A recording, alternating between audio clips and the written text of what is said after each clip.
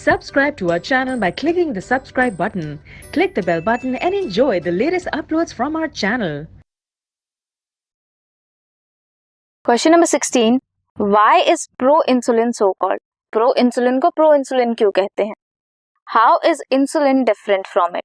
Insulin pro insulin से different कैसे है? प्रो इंसुलिन इनएक्टिव फॉर्म है इंसुलिन की।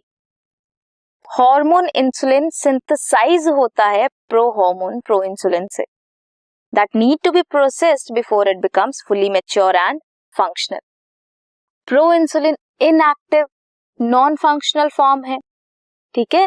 जब इसको एक्टिवेट करेंगे, इसमें 3 पेप्टाइड्स होती हैं, ए, बी एंड सी।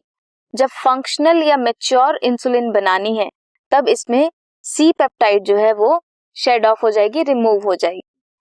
तो इनएक्टिव से एक्टिव इंसुलिन बनती है। इंसुलिन से पहले क्या होता है? प्रो इंसुलिन, इसलिए इसका नाम प्रो इंसुलिन है। फुली एक्टिव नहीं है, इनएक्टिव है। मैच्योरेशन के लिए सी पेप्टाइड को निकलना पड़ता है। अब इन दोनों में डिफरेंसेस क्या क्या हैं?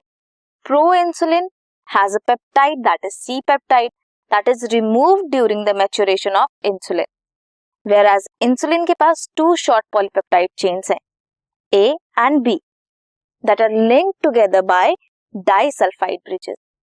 This was question number 16.